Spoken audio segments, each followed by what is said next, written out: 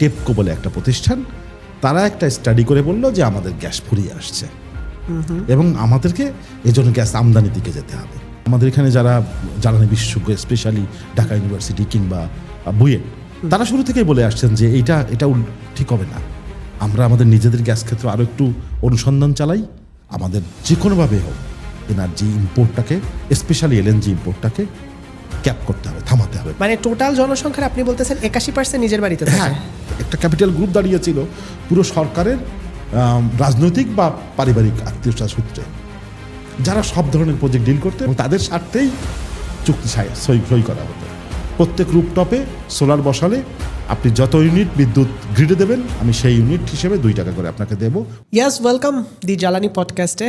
Every এপিসোডের মতো আজকেও আমাদের সাথে একজন গেস্ট আছেন। আজকে আমাদের সাথে আছেন Hasan Mehedi, member secretary, Bangladesh working group on ecology and development. Hasan ভাই, আপনাকে ওয়েলকাম দি জ্বালানি পডকাস্টে। Thank you very much. আশা করি ভালো আছেন।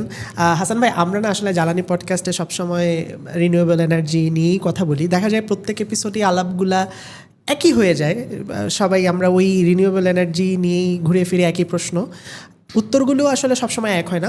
মজাটা এখানে যে যেসব মানুষরা আসে তার একাডেমিক ব্যাকগ্রাউন্ড বলেন বা প্রফেশনাল ব্যাকগ্রাউন্ড বলেন, তারা তাদের মতো করে অ্যান্সার দেয়। সো ওইটাই দেখা যায় অডিয়েন্সের মনে ডিফারেন্ট পার্সপেক্টিভ ক্রিয়েট করে। আচ্ছা ভাই, আমি একটু শুরুতে আপনার থেকে জানতে চাই, আমরা তো একটা সময় আমাদের দেশীয় যে রিফুয়েলিং ব্যবস্থা বা জ্বালানি ব্যবস্থা পুরোপুরি গ্যাস নির্ভর ছিল। তারপরে হঠাৎ করে আমাদের কাছে মনে হলো যে দেশীয় গ্যাস তো আসলে ফুরিয়ে যাচ্ছে, যেহেতু ফুরিয়ে যাচ্ছে তাহলে আমাদেরকে এখন এলএনজি আমদানি করতে হবে। তারপরে এই যে আমদানি করতে করতে আমরা আস্তে আস্তে আমদানি নির্ভর গ্যাসের প্রতি নির্ভর হয়ে গেলাম। তো এই সিদ্ধান্তটা আপনি যদি একটু আমাদেরকে বলতেন যে কত সালে কি কনটেক্সটে নেওয়া হয় এবং এটা আসলে কতটা ফিজিবল ছিল না, হোয়াট ডু ইউ থিঙ্ক? আমি একটু পেছন থেকে যাই প্লিজ। ওকে। সো আমরা 90 দশকের মাঝামাঝি সময়ে শুনতে পেলাম বাংলাদেশ গ্যাসের উপরে ভাসছে, রাইট, এবং গ্যাস রপ্তানি করতে হবে। তখন আমাদের দেশপ্রেমিক যে নাগরিক সমাজ আছে, শিক্ষাবিদ আছেন, সবাই মিলে আন্দোলন শুরু করলেন, না গ্যাস রপ্তানি নয়, নিজেরা ব্যবহার করতে হবে এবং শিল্প উন্নয়ন করতে হবে। 2010-এর দিকে প্রথমেই ন্যারেটিভ তৈরি হলো যে গ্যাস ফুরিয়ে আসছে। এটা তৈরি হলো জাপানের জাইকার সহায়তায়। টেপকো বলে একটা প্রতিষ্ঠান, তারা একটা স্টাডি করে বলল যে আমাদের গ্যাস ফুরিয়ে আসছে এবং আমাদেরকে এজন্য গ্যাস আমদানি দিকে যেতে হবে। জাস্ট চিন্তা করে দেখুন যে মাত্র 10-15 বছরের মধ্যে কিভাবে ন্যারেটিভ পাল্টে গেল। 95-তে বলছে যে গ্যাস রপ্তানি করতে হবে, সেই আমরাই 15 বছর পরে 2010-এ এসে বলছে যে ফুরাই যাচ্ছে। এরপরে হ্যাঁ, ইন্টারেস্টিং, এগুলো খেলা, এগুলো হচ্ছে আমাদের সমস্ত আন্তর্জাতিক জিওপলিটিক্যাল যে স্বার্থ আছে, সেই স্বার্থের সঙ্গে যুক্ত আমাদের দেশের অর্থনীতির যে অংশটা, সেই জ্বালানির অংশটাই এর সঙ্গে যুক্ত পুরোটাই। এরপরে এসে 2010 সালে একটা পাওয়ার সিস্টেম মাস্টার প্ল্যান হলো, সেখানে বলা হলো যে আমাদের গ্যাস ফুরিয়ে আসছে, এলএনজি আমদানি করতে হবে। দেখুন এইখানে খেলাটা কোথায়, সেটা একটুখানি এর মাঝখানে বলে যাই। সেটা হচ্ছে যে জাপান কিন্তু এক ফোঁটাও গ্যাস উৎপাদন করে না। আচ্ছা, জাপান কিন্তু এক ফোঁটাও নিজস্ব গ্যাস এলএনজি কিছু উৎপাদন করে না। কিন্তু জাপানের 10টা গ্লোবালি সবচেয়ে বড় ওদের 10টা গ্যাস রপ্তানিকারক কোম্পানি, তার মধ্যে 4টা জাপানি, জেরা একটা, মিৎসুবিশি কর্পোরেশন একটা, টোকিও গ্যাস একটা, এরকম। তো সুবিধাটা এরা হচ্ছে আমেরিকা থেকে গ্যাস আমদানি করে অথবা মধ্যপ্রাচ্য থেকে গ্যাস আমদানি করে লিকুইফাই করে, তরল ধরে, এবং অন্যান্য দেশে, এশিয়ার দেশগুলোয় বিক্রি করে। সেইটা হলো তাদের স্বার্থ যে গ্যাস আমাদের আমদানি করতে হবে, এবং সেটা যেহেতু পরিকল্পনা করেছে জাপানের সহায়তায় করেছি, সুতরাং সেখান থেকে আমদানি হবে। 16 সালে আর একটা পিএসএমপি হলো, পাওয়ার সিস্টেম মাস্টার প্ল্যান। সেখানে খুব স্পষ্ট করে বলা হলো 2-3 বছরের মধ্যে এটা না করলে আমরা খুব বিপদে পড়ব। সেখানে এই ন্যারেটিভ তৈরি করতে সহায়তা করে এগিয়ে এলো বিশ্বব্যাংক একটা টাকা দিল ডেনমার্কের আর হচ্ছে কোপেনহেগেন আর সুইডেনের একটা কোম্পানি, দুটো কোম্পানি মিলে এক নতুন রিপোর্ট তৈরি করলো, গ্যাস সিস্টেম মাস্টার প্ল্যান বলে, গ্যাস সেক্টর সেখানে বলা হলো যে এটা দ্রুতই করতে হবে। ওকে, এর পেছনে যুক্ত হলো এখন আমাদের পুরো একটি বড় ব্যবসায়িক স্বার্থ গোষ্ঠী, যাদের মনে হলো যে গ্যাস এমন একটা সেক্টর হয়েছে যেখানে নতুন ব্যবসা, বড় একটা ব্যবসা হতে পারে। সেখান থেকে চিন্তা করুন যে 2017 সালের ফার্স্টের দিকে সরকার 2টো গ্যাস টার্মিনাল তৈরি করার জন্য অনুমোদন দিল। একটা নিল আমেরিকার এক্সেলেট এনার্জি, একটা নিল বাংলাদেশের সামিট গ্রুপ। দুটো এলএনজি টার্মিনাল হলো, দুটো এলএনজি টার্মিনালে খরচ হলো মোটামুটিভাবে $445 মিলিয়ন মতো। একটা 179 মিলিয়ন ডলার আর একটা 224-25 মিলিয়ন ডলারের মতো। এই দুটো গ্যাস টার্মিনাল, এলএনজি টার্মিনাল, গত 8 বছরে কয় টাকা নিয়েছে ভর্তুকি জানেন? একটু জানি। আচ্ছা, গত 8 বছরে তারা অলরেডি $1.2 বিলিয়ন ভর্তুকি হিসেবে নিয়ে গেছে। $450 মিলিয়ন দিয়ে এলএনজি টার্মিনাল তৈরি করেছে, $1 বিলিয়ন ভর্তুকি হয়ে গেছে, নেওয়া হয়ে গেছে। আউটকাম কি? আউটকাম হলো প্রতিদিন আমরা ওখান থেকে 800 থেকে 900 মিলিয়ন ঘনমিটার ঘনফুট গ্যাস পাই। এটা আমদানি করে গ্যাস। গ্যাসটা কিন্তু তারা আমদানি করে না, গ্যাস আমদানি করার দায়িত্ব কিন্তু আমার সরকারের। হ্যাঁ, সরকার গ্যাস আমদানি করবে, তাদের জাহাজ দাঁড়িয়ে থাকবে, সেখানে এটা ঢোকানো হবে, ওখান থেকে রিগ্যাসিফাই হবে, তরলটা ঢোকাবে, রিগ্যাসিফাই হবে। তাদের দায়িত্ব হলো ওটা রিসিভ করা আর রিগ্যাসিফিকেশান করা। তারপরে ওটা চলে আসবে আমাদের রূপান্তরিত প্রাকৃতিক গ্যাস কোম্পানি লিমিটেড, ওর একটা ল্যান্ডিং স্টেশন আছে সেখান থেকে জিটিসিএল বলে আরেকটা কোম্পানি আছে সরকারের, গ্যাস ট্রান্সমিশন কোম্পানি লিমিটেড, ওর পাইপে আসবে। তারপর তিতাস গ্যাস কিংবা বাখরাবাদ গ্যাস কিংবা কর্ণফুলী গ্যাস, হঠাৎ যে কোম্পানি হোক, ঢাকায় তো তিতাস গ্যাস এটা সাপ্লাই করে বাড়ি বাড়ি। তো এর দায়িত্ব হলো শুধুমাত্র রিসিভ করে আবার গ্যাসে রূপান্তর করে দিয়ে দেওয়া। তো তার জন্য আমরা 8 বছরে $1 বিলিয়ন দিয়ে দিয়েছি, যা তৈরি করা হয়েছে $400 মিলিয়ন দিয়ে।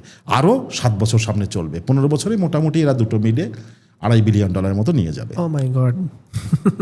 So this is the thing, যেখানে আমরা রাষ্ট্রীয় ক্ষমতায় থাকার জন্য ব্যবসায়িক গোষ্ঠী এবং স্বার্থবাদী জিওপলিটিক্স দুটাকেই সার্ভ করি। আমার দেশের স্বার্থ দেখি না, দেখি আমি ক্ষমতায় আছি কিনা আর আমার ব্যবসায়ী গোষ্ঠী তারা সুবিধা পাচ্ছে কিনা, যেটাকে ইংরেজিতে অলিগার্ক বলে। অলিগার্করা এইরকমভাবে আমাদের পুরো জ্বালানি খাতে এটা হয়ে রয়েছে। এখন ওই সময় কি করা উচিত ছিল? ধরুন আপনি বুঝতে পারছেন 2010 সালে আপনি বুঝতে পারলেন যে আমার গ্যাসের সাপ্লাই কমে যাচ্ছে, আমার নিজস্ব গ্যাস ফিল্ডে ডিপ্লিটিং করছে, সেটাকে আস্তে আস্তে খালি হয়ে যাচ্ছে। তখনই আপনার চিন্তা করা উচিত ছিল বিকল্প কী হবে। তাহলে হ্যাঁ, বিকল্প ছিল আপনার হাতে, যে আমার হাতে বিকল্প ছিল যে আমি সোলারে যেতে পারতাম, আমি তখনই ইনভেস্ট করতে পারতাম যে আমার এখনই সোলারে ইনভেস্ট করতে হবে। তা না হলে আমার গ্যাস ফুরিয়ে গেলে আমি তখন কী করব? চিন্তা করুন, ইন্ডাস্ট্রিয়াল বয়লার আমার তো ইন্ডাস্ট্রির জন্য মূলত প্রথম পাওয়ারের জন্য লাগে, পরে ইন্ডাস্ট্রির জন্য লাগে। তাহলে পাওয়ারে আমার প্রথম চিন্তা করা উচিত ছিল সোলার পাওয়ার করব কতটা, উইন্ড পাওয়ার কতটা করব, তাহলে আমি গ্যাসের পরে নির্ভরশীলতা কমাতে পারতাম। সেকেন্ডলি, ইন্ডাস্ট্রিয়াল বয়লারগুলো, এগুলো সব ছোট্ট ছোট্ট জিনিস। দেখুন, ইন্ডাস্ট্রিয়াল বয়লারগুলো চলে 35% এফিসিয়েন্সিতে, বাংলাদেশে গড়ে ম্যাক্সিমাম 35% এফিসিয়েন্সি, মানে বাকি 65% গ্যাস পুড়ে যায়, নষ্ট হয়ে যায়। এফিসিয়েন্সি মানে হলো যেটুকু পরিমাণ ব্যবহার করা যায়। হ্যাঁ, তো আমি যদি ওইটাকেই তখনই বলতাম যে আমি আর গ্যাস বয়লার করতে দেবো না ভাই, তুমি ইন্ডাস্ট্রিয়ালিস্ট, তুমি এসো, আমি তোমাকে স্বল্প সুদে ঋণ দিচ্ছি, তুমি ইলেকট্রিক বয়লার চলে যাও, জাস্ট 65% বা 70% এফিসিয়েন্সিতে চলে। আমি এই 35% এফিসিয়েন্সি এটা চালানো যাবে না, কারণ আমার গ্যাস ডিপ্লিটিং করছে, আমার নিজস্ব আর গ্যাস থাকছে না। আর এটা চলে যাও তুমি ওদিকে, তুমি রুপটপ সোলার করো, তুমি কন্ট্রাকচুয়াল সোলার পাওয়ার প্ল্যান্ট বানাও। কন্ট্রাকচুয়াল মিনস আপনি ধরেন সোলার পাওয়ার প্ল্যান্ট বানালেন আমার ফ্যাক্টরি, আমি আমার ওখানে এই বিদ্যুৎটা নিলাম সরকারের লাইন ব্যবহার করে, আমি সরকারকে এই হুইলিং চার্জটা দিয়ে দিলাম যে আপনার তার ব্যবহার করছি, তার চার্জ এতটুকুন, ধরুন পার ইউনিটে 50 পয়সা চার্জ, ওকে, পার ইউনিটে 50 পয়সা আমি তারের জন্য দিয়ে দিলাম। আর আপনি বিদ্যুৎ কেন্দ্র করেছেন, আমি ব্যবহার করছি, আপনি করেছেন কোথায়, নোয়াখালীতে কিংবা চাঁপাইনবাবগঞ্জে, তাতে কিছু আসা যায় না, আমি তার দিয়ে চলে এলো, আমি নিয়ে নিলাম। এটা যে কোনোটাই করলে তখনকার সময় আমার এইটা উদ্যোগ নেওয়া উচিত ছিল যে আমার বিকল্প কী। অলরেডি আমরা পরিবহন খাত আর কৃষি খাতে পেট্রোলিয়ামের উপর নির্ভরশীল, ডিজেল এবং ফার্নেস অয়েল। আমি আবার যদি নির্ভরশীল হয়ে যাই আমদানির উপরে for electricity, power sector also, তাহলে তো সেটা বিপজ্জনক হয়ে যায়। মেজর কনজিউমার তো আমার 3টা, পাওয়ার সেক্টর, এগ্রিকালচার সেক্টর আর হচ্ছে ট্রান্সপোর্ট সেক্টর, আর ইন্ডাস্ট্রি সেক্টর, 4টা হলো মোট বড় সেক্টর। এরপরে commercial sector is very small, 10% আর সাম হাউস হোল্ড, এরা সবগুলোই ব্যবহার করে, কিন্তু household actually most dependent on gas and electricity, but not petroleum. So তাহলে দেখুন, শুরু থেকেই আমাদের এখানে যারা জ্বালানি বিশেষজ্ঞ, স্পেশালি ঢাকা ইউনিভার্সিটি কিংবা বুয়েট, তারা শুরু থেকেই বলে আসছেন যে এটা ঠিক হবে না, আমরা আমাদের নিজেদের গ্যাস ক্ষেত্রে আরও একটু অনুসন্ধান চালাই, আর একটু উত্তোলন করার চেষ্টা করি, বাপেক্সকে আরও শক্তিশালী করি এবং তাদেরকে পয়সা দিই যাতে তারা আরও জায়গা খোঁজাখুঁজি করে যে গ্যাস আছে কি না। আর সেকেন্ডলি আমরা নবায়নযোগ্য জ্বালানিতে চলে যাই, তাহলে আমার এই নির্ভরশীলতাটা আস্তে আস্তে চলে যাবে। দেখুন, একটা এর পাশে একটু যোগ করে রাখি যে প্লিজ, এই মুহূর্তে আমার মোট যে আমি জ্বালানি ব্যবহার করি তার অ্যারাউন্ড 60% হচ্ছে গ্যাস। পেট্রোলিয়াম মোটামুটিভাবে 22%, 20-22%, আর 18% মতো হচ্ছে কয়লা। পেট্রোলিয়াম বলতে আমি সবগুলো বোঝাচ্ছি, একেবারে diesel, petrol, octane, furnace oil, everything. So তাহলে আমি যদি 60%-এর মধ্যেও এখন এই মুহূর্তে আমাদের এই বছরে 38% চলে গেছে এলএনজিতে, আমদানিতে। এই আমদানিতে কত খরচ হয়েছে ওটা ভাবলে কষ্ট লাগবে রীতিমতো। এই বছর আমাদের প্রায় 59,000 কোটি টাকা গেছে এলএনজি আমদানি করতে গিয়ে। এই টাকা কিন্তু ডলারে দিতে হয়েছে। আমার ডলার আমি দাস বিক্রি করেছি in different countries, in middle east and other countries. তারা যে টাকা পাঠিয়েছে সেই টাকাটা ওরা যে মরে যাচ্ছে না, খাচ্ছে না, 50 ডিগ্রি সেলসিয়াসে পুড়ে মরে যাচ্ছে তা আমরা জানি না। কিন্তু আমি খালি জানি সে আমাকে ডলার পাঠায় প্রতি মাসে $2 বিলিয়ন। ওটা কিন্তু আমি এবার দিয়ে দিচ্ছি আবার মিডল ইস্টার্ন আর একটা কান্ট্রিতে এলএনজি আমদানির জন্য। তো এই চক্র থেকে কোনো না কোনোভাবে বেরোতে হবে, তা না হলে অর্থনীতি বাঁচানো কঠিন হয়ে যাবে। এবছর ভর্তুকি গেছে কত? আমরা এবছর প্রায় 8,000 কোটি টাকার মতো ভর্তুকি দিচ্ছি এবছর এলএনজির জন্য শুধুমাত্র। এটা তো হিউজ প্রেশার গভর্নমেন্টের উপরে। হ্যাঁ, এখন ভাই এই চক্রটা থেকে বের হওয়ার উপায় কি? বের হওয়ার উপায় হলো সরকার একটা ভালো উদ্যোগ নিয়েছে যে 10,000 মেগাওয়াট, 10,400 বা 500 মেগাওয়াট সোলার ইনস্টল করবে বাই 2030। বাট এর চেয়ে অনেক বেশি করা যায়, অনেক র্যাপিডও করা যায়, আরও বাড়ানো যায়, টার্গেট আরও বাড়ানো যায় এবং আরও দ্রুত করা যায়। কারো কারো ক্ষেত্রে অসম্ভব মনে হতে পারে, কিন্তু আপনি ভাবেন যে আপনি যদি রুপটপে বলেন যে ঠিক আছে আমরা রুপটপে আপনাকে একটা ভর্তুকি দিব, আপনি আপনার রুপটপে সোলার উৎপাদন করেন, বিদ্যুৎ উৎপাদন করেন, আমি আপনার গ্রিড থেকে বিদ্যুৎ দেবো না, আপনাকে কিছু ভর্তুকি আমি দিব। এখানে কি হয়, ব্যাপকভাবে যখন আমি ইনভেস্ট করব as a person, as a citizen, তখন কি হয়, আপনি সরকারে ইনভেস্ট করছেন না, আর আপনি হাজার হাজার কোটি টাকা ফ্রম পিপলের কাছ থেকে ইনভেস্ট করাচ্ছেন এনার্জি সেক্টরে। আমি রুপটপ সোলার করছি কিন্তু তো এনার্জি সেক্টর, এবং সেই ইনভেস্টমেন্ট তো সরকারি দিতে হচ্ছে না কিংবা প্রাইভেট সেক্টর দিতে হচ্ছে না, পাবলিক ইনভেস্ট করতেছে। ফলে আপনার যে প্রেশার অন ইনভেস্টমেন্ট ওটা কমে যায়। দ্রুত করানো এলএনজি আমদানিটা কোনো না কোনোভাবে আমাদের কমানোর চেষ্টা করতে হবে এবং ইন্ডাস্ট্রিয়াল বয়লার থেকে বেরিয়ে আসতে হবে। এটা খুবই জরুরি কাজ হয়ে গেছে। ইন্ডাস্ট্রিয়াল গ্যাস বয়লার থেকে বেরিয়ে আসতে হবে। আর হচ্ছে আমাদের যে কোনোভাবে হোক এনার্জি ইম্পোর্টটাকে, স্পেশালি এলএনজি ইম্পোর্টটাকে ক্যাপ করতে হবে, থামাতে হবে কোথাও না কোথাও, যে এই পর্যন্ত, এর বেশি এখন আর করবো না। আস্তে আস্তে কমানোর চেষ্টা করব, কিন্তু আর বাড়াবো না। বাড়ছে এখন ক্রমশ। প্রথম বছর ধরুন 18-19 অর্থ বছরে, 18-19 সালে আমরা 11% মতো গ্যাস, মানে এলএনজি গ্যাসের মধ্যে এলএনজি ছিল 11%-এর মতো। এটা বাড়তে বাড়তে বাড়তে গত বছর 29% হয়ে গেল। এবছর এটা 38% হয়ে গেছে। সো এইটা আর বাড়বে না, এটা কোনো না কোনোভাবে কনফার্ম করতে হবে। সেটার জন্য যতগুলো মেজার অন্যান্য নেওয়া দরকার, যে গ্যাসের চাহিদা, গ্যাস ভিত্তিক শিল্প কারখানা, গ্যাস ভিত্তিক পাওয়ার, এটাকে কোনো না কোনোভাবে ডাইভার্ট করাতেই হবে। সোলার লাগাতে গেলে ভাই যেই ব্যারিয়ার পয়েন্টগুলো সবার আগে সামনে আসে বলতে তৈরি করা হয় আর কি।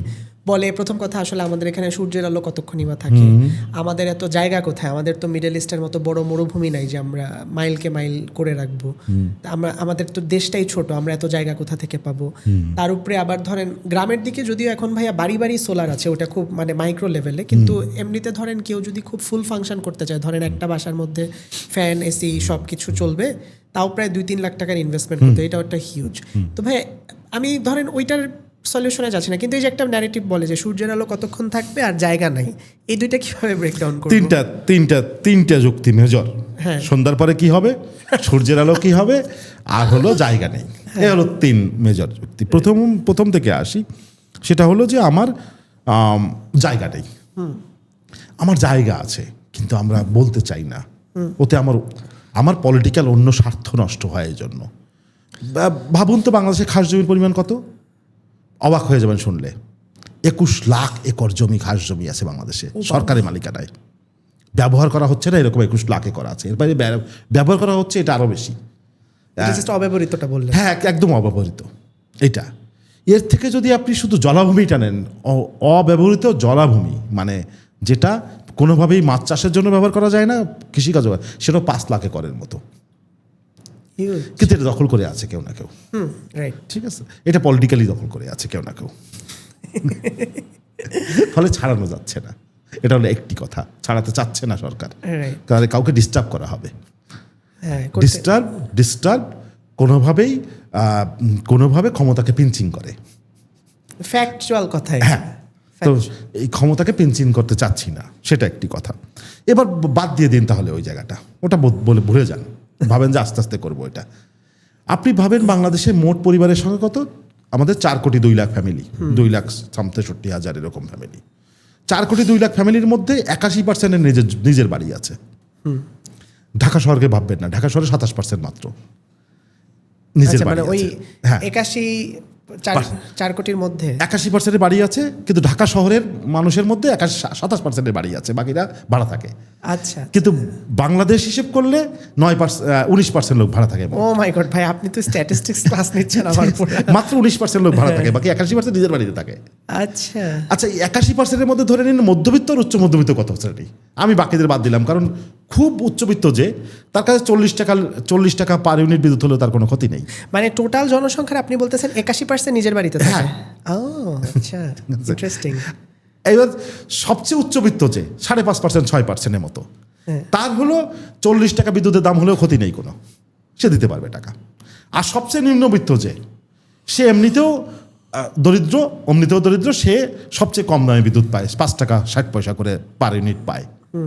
এবার ভাবেন যে মধ্যবিত্ত আর উচ্চ মধ্যবিত্ত, এই মাঝখানটা ভাবুন, মাঝখানটার পরিমাণ প্রায় 52-53%। রাইট, তার মানে 4 কোটি ফ্যামিলির মধ্যে 2 কোটি ফ্যামিলি। 2 কোটি ফ্যামিলি যদি 3 কিলোওয়াট করে বিদ্যুৎ বসায় তার সাথে 2.5 লাখ টাকা করে, কত ওয়াট করে? 3 কিলোওয়াট ধরেন, 3 কিলোওয়াট। তা 2 কোটি ফ্যামিলি 3 কিলোওয়াট, 6 কোটি কিলোওয়াট। হ্যাঁ, 6 কোটি কিলোওয়াট মানে কত হাজার? 6,000 মেগাওয়াট। রাইট, আমাদের ডেইলি চাহিদা মনে হয়, if I am not wrong, হ্যাঁ, এখন 12,000 থেকে 15,000 এরকম ওঠানামা করে, তখন অর্ধেকটার বেশি ওই আপনার রুপটপ থেকে আসতে পারে। কত ইজি সলিউশন। হ্যাঁ, কিন্তু কি হয়েছে, এদেরকে প্রমোট করতে হবে, প্রথমত পলিটিক্যালি প্রমোট করতে হবে। হ্যাঁ, আমাকে অল আউট একটা অ্যাকশনে যেতে হবে, কতটা পরিমাণ সচেতনতা তৈরি করতে পারি সেটা। দ্বিতীয়ত হলো আমাকে কোনো না কোনোভাবে তাকে একটা প্রমোশন দিতে হবে, যে ভাইয়া আপনি বা আপা আপনি যদি বসান আপনার ফ্যামিলিতে, তাহলে আমি 1 ইউনিট বিদ্যুৎ আপনি তৈরি করলে আমি 2 টাকা করে দেবো আপনাকে, সরকার দেবে আপনাকে 2 টাকা, বেশি টাকা না। কারণ আমি যে ভর্তুকিটা দিয়ে যাচ্ছি পাওয়ার সেক্টরে, যেটা আমি 37,000, 40,000 কিংবা এবার 47টা, এবার 50,000 কোটি টাকা ছাড়িয়ে যেতে পারে। ঠিক আছে, এই যে ভর্তুকি দিচ্ছি, এই ভর্তুকিতে তো ওকে দেওয়া অনেক সুবিধাজনক, আমার স্থানীয় বাজারে ভূমিকা পালন করছে, ও ডাইরেক্ট স্থানীয় বাজারে টাকাটা ঢুকবে। আর ক্যাপাসিটি চার্জ নিচ্ছে না, তো মানে বিদ্যুৎ বানায়ও না। হ্যাঁ, যখন বানায় না তখনও পায় সে, কিন্তু বানালেও পায়, সেটা অন্য কথা। কিন্তু আমি কয়েকজনকে বর্ণনা করে আমি একটা ব্যাপক শ্রেণীর মানুষকে উদ্বুদ্ধ করছি আমার আমদানি থেকে বাঁচার জন্য। আমি এটা করছি কিন্তু ওই ব্যবসাকে ক্ষতি করার জন্য না। আমি যে আমদানি করছি পার ইয়ার, আমাকে পার মান্থ আমাকে অ্যারাউন্ড 800 মিলিয়ন থেকে $1 বিলিয়ন জ্বালানি আমদানি করতে হয়। বছরে $12 বিলিয়ন চলে যায়, মানে 15 লাখ কোটি টাকার, 12 বিলিয়ন কত হাজার, আই ডোন্ট নো, 1,50,000 কোটি টাকা না কত আমার মনে নেই, আমি বলতে পারবো না কেন। ঠিক আছে, 124-25 দিয়ে গুণ করে দেখতে হবে কত হয়। ঠিক আছে, সো এই যে আমার $12 বিলিয়ন থেকে $15 বিলিয়ন পার ইয়ার চলে যাচ্ছে, আমি ওখান থেকে কতটা কমাতে পারি, চলে যাওয়া ঠেকাতে পারি, এইটা চেষ্টা করছি। একটা এক্সাম্পল দিই, আমি যদি একটা 1 কিলোওয়াট বিদ্যুৎ সোলার স্থাপন করি, আমি ওই নিশ্চয়ই সাধারণ গল্প বলছি না, আমি ডাইরেক্ট টাকার কথা বলছি। একটা 1 কিলোওয়াট বিদ্যুৎ কেন্দ্র আমি আমার ছাদে বসালাম, তাহলে আমি মাসে বিদ্যুৎ পাবো হচ্ছে 130 ইউনিটের মতো। 130 ইউনিট বিদ্যুৎ পেলে যদি আমি ফার্নেস অয়েল দিয়ে এটা বানাতাম, তাহলে প্রতি ইউনিটে আমার 18 টাকা 41 পয়সার ফার্নেস অয়েল লাগতো প্রতি ইউনিটে। হ্যাঁ, প্রতি ইউনিটে। তার মানে আমি 135 ইউনিট তৈরি করছি, মানে আমি প্রায় আপনার প্রতি মাসে আমি একটা নির্দিষ্ট ভালো অঙ্কের টাকা সেভ করছি, আপনার আমদানি সেভ করছি। আমি যদি 1 বছরে, তাহলে মোটামুটি 29 থেকে 30 হাজার কোটি টাকা আমি সেভ করি 1 ইউনিটের, 1 কিলোওয়াটের বিদ্যুৎ থেকে। রাইট 29 থেকে 30,000 টাকা আমি পার বছর সেভ করি। 1 মেগাওয়াট হলে এটা 3 কোটি টাকার উপরে চলে যাবে। সেভিংস তো হয়েই যাচ্ছে। তাহলে আপনার ওখান থেকে আমি সেভিংস যেটা করে দিচ্ছি ওইটাই আমাকে ভর্তুকি হিসেবে দিন না, 1 বছরেরটাই দিন, আর জীবনে দেওয়া লাগবে না। রাইট ঠিক আছে, আর জীবনে দেবেন না, শুধু একবারই দিন। রাইট 30,000 টাকা সেভ করেছি, আমাকে বছরে ওখান থেকে 25,000 টাকা আপনি ভর্তুকি দিন সারা জীবনে একবার। নাগরিক হিসেবে ওইটা দেওয়া উচিত কোনো না কোনোভাবে। তাহলে কি হবে, উদ্বুদ্ধ হয়ে উঠবে মানুষ যে হ্যাঁ তাহলে সরকার একটা টাকা আমাকে দিচ্ছে, আমি এখান থেকে আমার সংসারটার কিছু টাকা ইনকাম হচ্ছে, আমি চলে যাচ্ছি। এইটাই ভাইয়া, তাহলে এই যে প্ল্যানিংটা আপনি যেটা বললেন, অফকোর্স আপনাদের ফিল্ডের লোকজন বা এই সংশ্লিষ্ট যারা আছে তারা তো এটা নিয়ে 1 দিন 2 দিন না, অনেক দিন ধরেই কাজ করতেছে।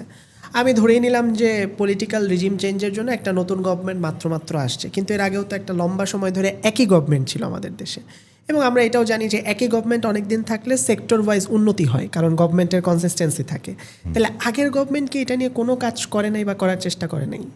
হ্যাঁ, কাগজে কলমে অনেক কিছু লেখা ছিল, কিন্তু সমস্যাটা অন্যখানে। একটা গভর্নমেন্ট বেশি সময় হওয়ার যে সুবিধা আছে তার অসুবিধেও আছে। আচ্ছা, একটা গভর্নমেন্ট হওয়ার পরে কিছু কায়েমি স্বার্থ গ্রুপ দাঁড়িয়ে যায় যে আমার কন্ট্রাক্টর সবসময় সে এই সেক্টরে, সে কন্ট্রাক্টর, অমুক কন্ট্রাক্টর, তমুক কন্ট্রাক্টর, সব ঠিকঠাক, অন্য কেউ আসতে পারে না। ফলে তাদের এক ধরনের, তারা একসময় সুবিধাকে অধিকার মনে করে ফেলে।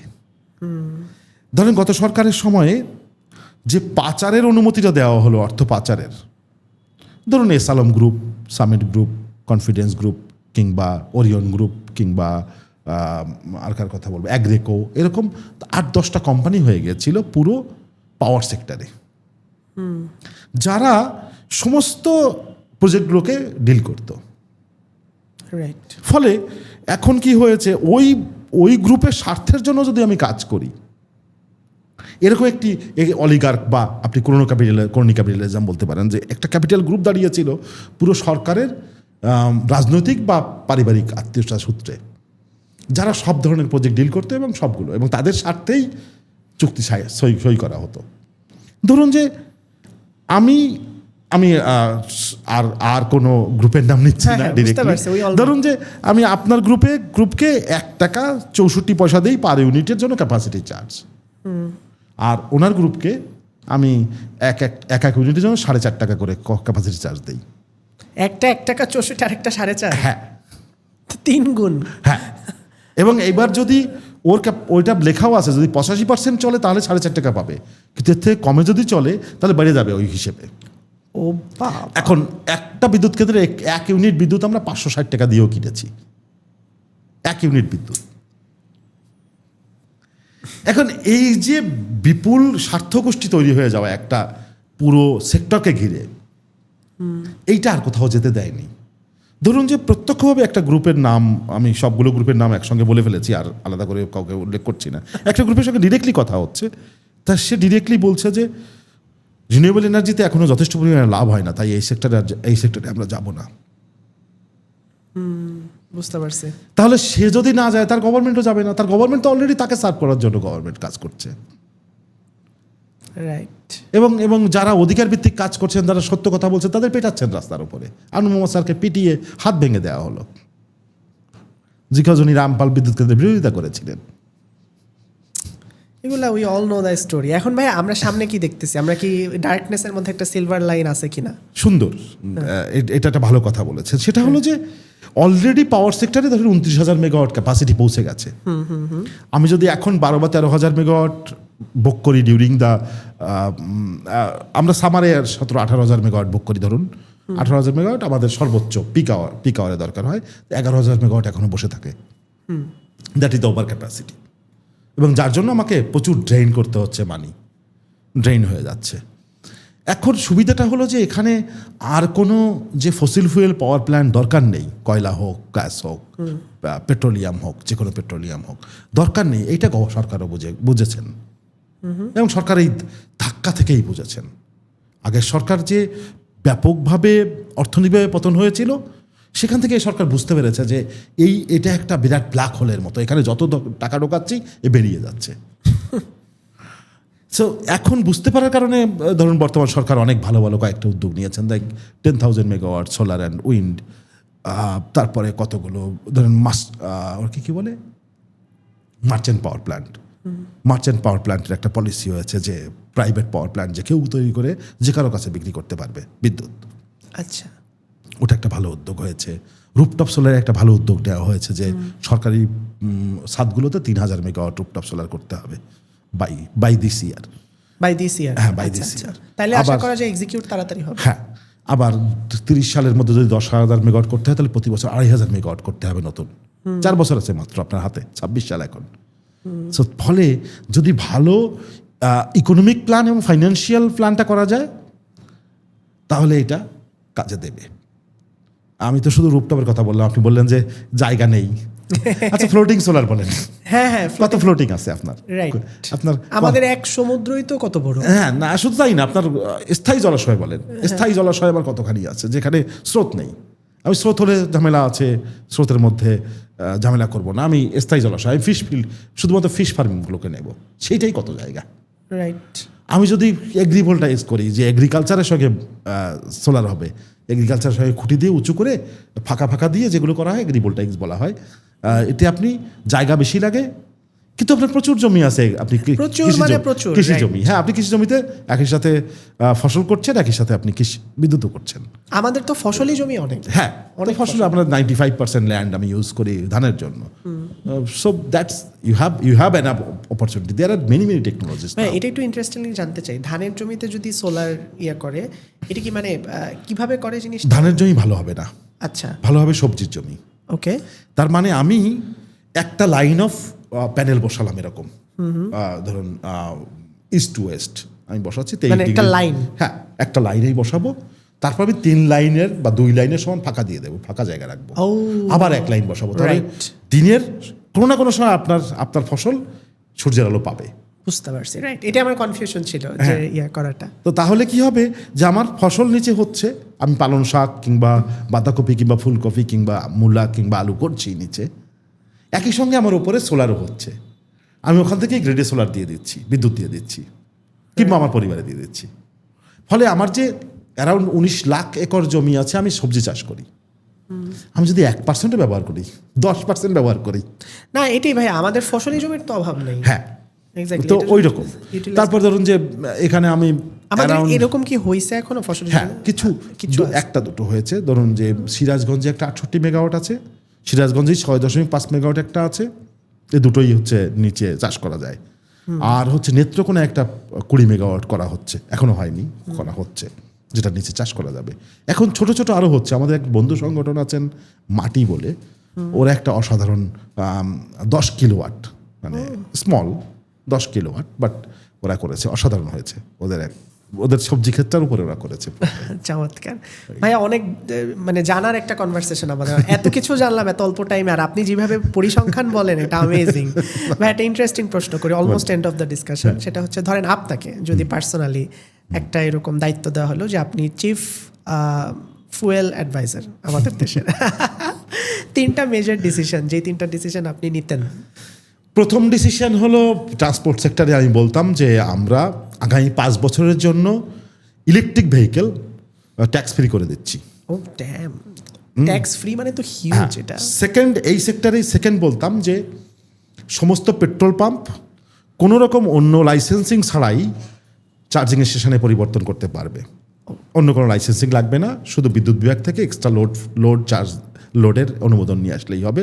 You are free to be a charging station. Damn. Third thing, এগ্রিকালচারে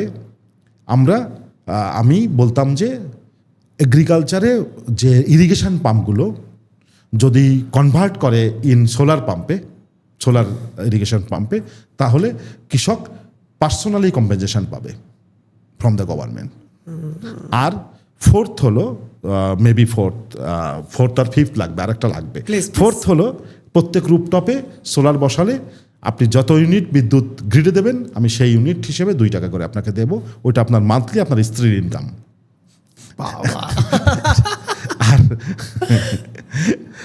ভাই একটা সোলার কার্ড ধরাই দিবেন নাকি? অতগুলো কার্ড করতে হবে না, একটা কার্ড থাকলেই রাষ্ট্রের জন্য একটা কার্ডে সবগুলো কভার করা যাবে। শুধু ডেটাবেজের মামলা তো এগুলো, সো ডেটাবেজ বানালে একটা কার্ড দিয়েই সবগুলো করা যায়। আর সব শেষে বলতাম যে আমার